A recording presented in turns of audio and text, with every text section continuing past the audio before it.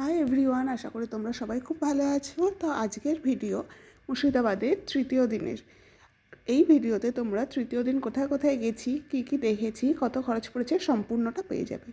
তো সকাল 9:30 নাগাদ বেরিয়ে গেছিলাম আমরা কাশিমবাজারের উদ্দেশ্যে। কাশিমবাজার যেতেই কাশিমবাজার স্টেশনের ঠিক পাশে এই রাজ কবরখানাটা, এখানে পর্তুগিজদের কবর দেওয়া আছে। আমরা বেরিয়েছিলাম টোটো করে, কিন্তু তোমরা যদি চাও কাশিমবাজার মুর্শিদাবাদ থেকে 20 মিনিট লাগে ট্রেনে করে, আর এটা হলো স্টেশনের একদম পাশেই, তো ট্রেনেও চলে যেতে পারো। আর এটা দেখার পর চলে গেছিলাম ঠিক এটার খানিকটা দূরেই ব্যাস শিব মন্দির। শিব মন্দিরটা অনেক পুরনো আর খুবই সুন্দর দেখতে ছিল। তো এই শিব মন্দিরটায় তখন পুজো হয়ে গেছিলো, তাই আর পুজো দিতে পারিনি। বেশ প্রসাদ পেয়েছি, প্রসাদ খেয়ে চলে গেছিলাম এর পরের গন্তব্যস্থলে। সেটা ছিল কাশিমবাজারের ছোট রাজবাড়ি। ছোট রাজবাড়ি সম্পর্কে তোমাদের কিছু কথা বলি। এটা হলো সেই রাজবাড়ি যেখানকার রাজারা জমিদার ছিলেন না, ছিলেন ব্যবসায়ী। ব্যবসার সূত্রেই এনারা এই বড় বাড়িটা তৈরি করেন।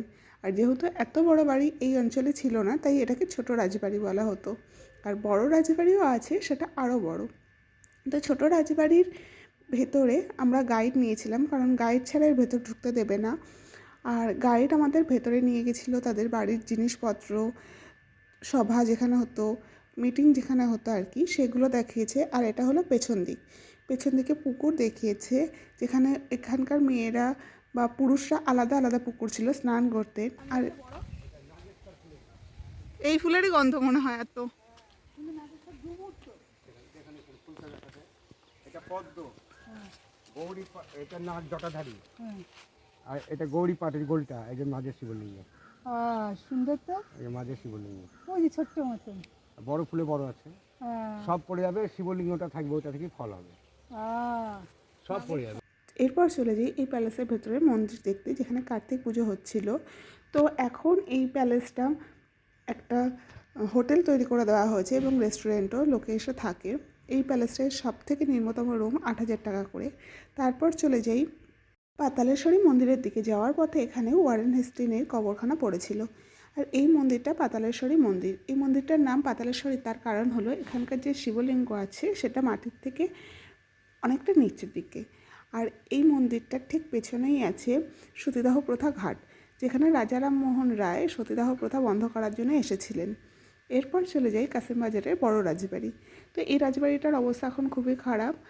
বাইরেটা দেখে বোঝা যাচ্ছে যে একসময় হয়তো খুবই সুন্দর ছিল। এই রাজবাড়ির কাহিনীটা একটু অন্যরকম। এখানকার যে মালিক, তিনি ছিলেন একটা মুদি দোকানের মালিক। তো তার কাছে এসে একজন ইংরেজ আশ্রয় চায় তখনকার নবাবের হাত থেকে বাঁচার জন্য, এবং তিনি সেই ইংরেজকে আশ্রয় দেন এবং তাকে পালিয়ে যেতে সাহায্য করেন। তাই ইংরেজ যখন ফেরত আসে নবাবের সাথে যুদ্ধ করতে, তখন তিনি সেই মুদি দোকানিকে এই রাজবাড়ি তৈরি করে দেন এবং তার সাথে কিছু সম্পত্তিও দেন। তারপর চলে গেছিলাম এই মন্দিরটাতে, বিষ্ণু মাতার মন্দির, কাশিমবাজারের খুবই নামকরা জাগ্রত মন্দির। এখান থেকে বেরিয়েই পাশে দেখলাম ভাগীরথী নদী। পাশে খুব সুন্দর পার্ক করা আছে, হয়তো এখানে বিকেলে লোকে ঘুরতে টুরতে আসে। তো তারপর চলে গেছিলাম আরবেনিয়াম চার্চ। এই চার্চটা নাকি বেশ কিছু বছর ধরে বন্ধই এরকম, তো ভিতরটায় আমরা ঢুকতে পারিনি। আর তারপরে চলে আসি হোটেলের উদ্দেশ্যে। এই যে দক্ষিণ দরওয়াজার সেই রাস্তাটা দিয়েই হোটেলে ফেরত আসি। হোটেলে এসে খেয়ে দিয়ে একটু বিশ্রাম করে নিই, আর তারপরেই বেরিয়ে পড়ি ওপারের উদ্দেশ্যে। তো টোটো ভাড়া করে নিয়েছিলাম। টোটো আমাদের সাথেই গেছিলো নৌকা করে ওপারে, আর এই নৌকা করেই ওপারে যেতে হয়। ওপারে তো খুবই সুন্দর জায়গাটা ছিল। তো সবার প্রথমে চলে গেছিলাম খোশবাগ। খোশবাগ হলো সিরাজদৌল্লা কবরস্থান।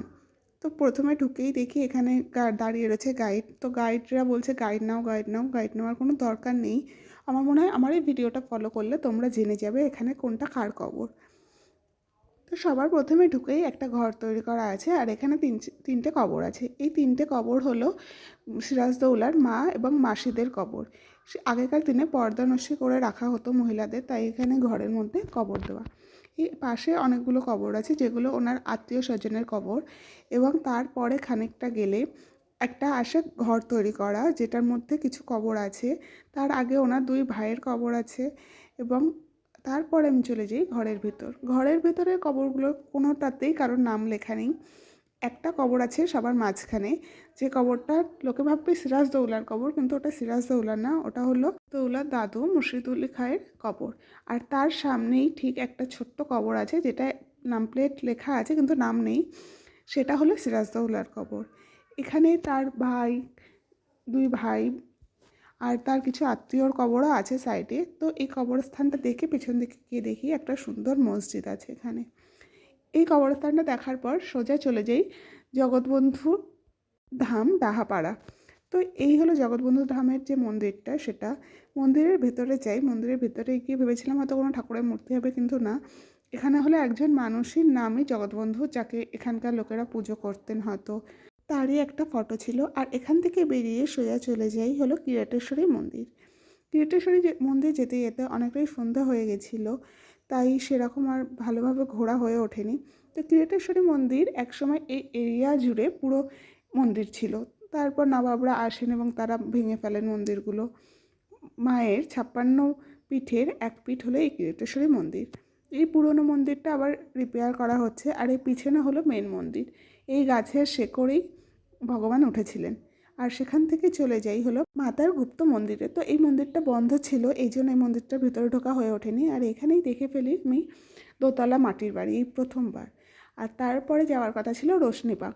তো রোশনীবাগ সন্ধ্যা হয়ে গেছিলো, আর ওই জন্য মা কবরস্থানে যেতে দেয়নি, তার জন্য দেখা হয়নি। তো তারপর চলে আসি হোটেলের উদ্দেশ্যে। হোটেলে এসে খেয়ে দিয়ে রেস্ট করে আমার গাড়ি ছিল হলো রাত 11টায়, তার জন্য বেরিয়ে পড়েছিলাম। ভেবেছিলাম 10টার সময় বেরোবো, কিন্তু এখানে 8টার পরে কোনো টোটো পাওয়া যায় না, তাই অনেক কষ্টে শিষ্টে একজনকে ধরে 9টার সময় বেরিয়েছিলাম। 11টার ট্রেন ধরে সকাল 4টার মধ্যে শিয়ালদা পৌঁছে যাই। আমার ভিডিও যদি ভালো লাগে, আজকে দিনে কত টোটালে খরচ পড়েছে সেটার আমি একটা হিসাব তোমাদের দিয়ে দেবো। আমার ভিডিও যদি ভালো লেগে থাকে অবশ্যই কমেন্ট করবে, লাইক করবে আর শেয়ার করবে, আর চ্যানেলটাকে সাবস্ক্রাইব করে দেবে এরকম আরও অনেক ভিডিও দেখার জন্য। খুব ভালো থেকো, টাটা।